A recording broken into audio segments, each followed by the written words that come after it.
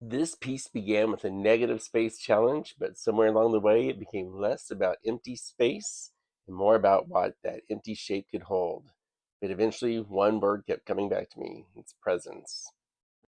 This project was created for an Art Heart Academy challenge that was centered on negative space.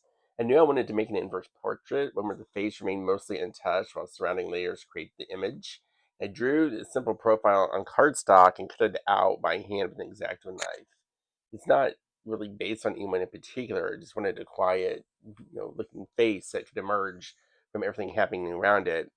So I've placed cardstock on my gel plate and I've rolled out a thin layer of metallic gold paint.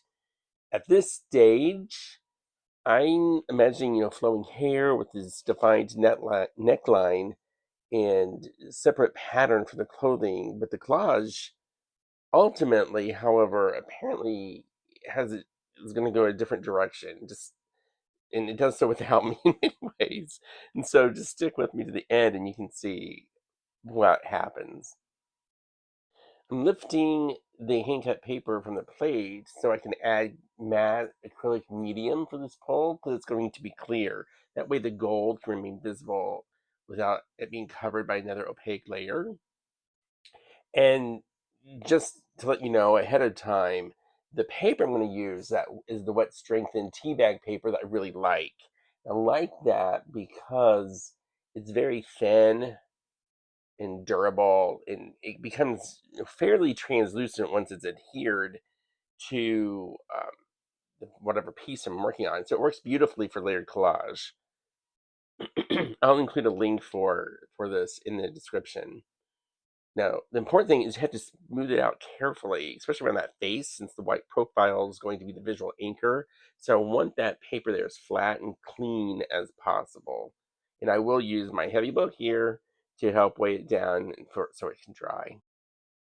After it's dried, I peel the gel plate away from the paper rather than pulling the paper from the plate because I usually get cleaner results that way. The pull was very light, but when it catches the light, you can see there's that gold shimmer that's appearing. It's subtle, but it's giving me exactly the foundation that I'm wanting right here. Now the base is an 11 by 14-inch birch panel. I coated it with white gesso. I've sanded it pretty smooth with my sander. I've left enough tooth for the paper and the medium to grip. Uh, I did move the portrait around for a while, trying to decide whether it should be centered or shifted to one side. Eventually, I just stopped measuring and trusted the placement that felt right. Sometimes carefully composed is just the respectable name for staring at something until your brain stops objecting. I'm using matte acrylic medium here as both the adhesive and as well later on to be the top sealant or the top coat for the collage pieces. And I take my time here to get a thin coat. I've just cut that out since it's kind of the boring part. Uh, I focus most of my attention when I'm putting the actual tissue paper, I'm sorry, tea bag paper, onto the birch panel right around her face. And the reason why is I want to take my time here to prevent wrinkles because a wrinkle there can interrupt the negative space, while wrinkles further out to the collage area can actually be incorporated as part of the texture if need be. And so I took probably a good 5 to 10 minutes to just get this down the way that I wanted it. Then comes the longest part, surprising to me at least, and that's choosing the collage papers. I used a wide variety of papers. I've used painted textbook pages, gel printed scraps, tea bag paper, deli paper, tissue paper, watercolor paper. Some were leftovers from other projects, others were made after the palette began to develop. The stronger colors became the deep blues, blue violets, and black. Of course, there's gold and touches of burnt sienna. Ultimately, that's used in the background. Most pieces were torn rather than cut. Torn edges, I find, blend more naturally and keep the surface from feeling too controlled. But now, around the eyes, nose, and lips, I did use an X-Acto knife for the more precise shapes. Everywhere else, I just kind of let the scraps overlap and gradually build the portrait. I'm not going to include every minute of that process here because there's only so long anyone should have to watch another person tear paper and glue it down with acrylic medium. But this slow layering was where the project really changed.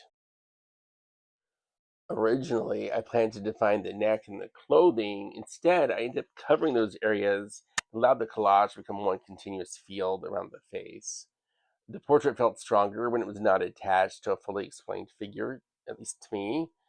It becomes more symbolic, almost like a person appearing through memory, noise, thought, or emotion. The face was physically empty, but it doesn't feel absent. And that's when the word presence came to me. It just felt present because of everything surrounding it. Little did I know that creating that word was going to become its own small adventure. I first tried just a laser image transfer, but the letters were not dark or consistent enough. So I cut that stencil by hand and made several several gel prints using black and blue paints. Some were too light, some were uneven, one looked promising, but then that E that suffered what looked like a serious workplace injury. And eventually, I did get a usable version, again using wet strengthened tea bag paper, and I wanted to choose one that was going to be dark enough so that way it would come through the gold burnt sienna background. Um, it does appear black almost in this video, but in natural light, you can still see that hints that same blue that's found throughout the portrait. I just tear the letters off so that the word can blend into the existing layers of the collage instead of just sitting on top of it like a label from a label maker. Uh, Before attaching it, I did make sure to add some of that burnt sienna color that has a water spatter and more gold to help age that background and unify the exposed edges. And hear that word near the bottom of the collage. I used additional matte medium to secure all the edges and seal the surface, checking for loose corners and small air pockets. After it had dried, I took it outside and applied a final spray varnish to help seal the acrylic to give it additional protection.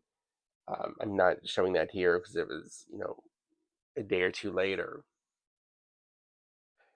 With this final piece, I mean, that empty profile may be what first catches your eye, but the surrounding fragments are what define it. With every torn edge, printed word, and stain, and translucent layer, helps create a person who's technically not painted there at all. That is what presence came to mean to me in this piece.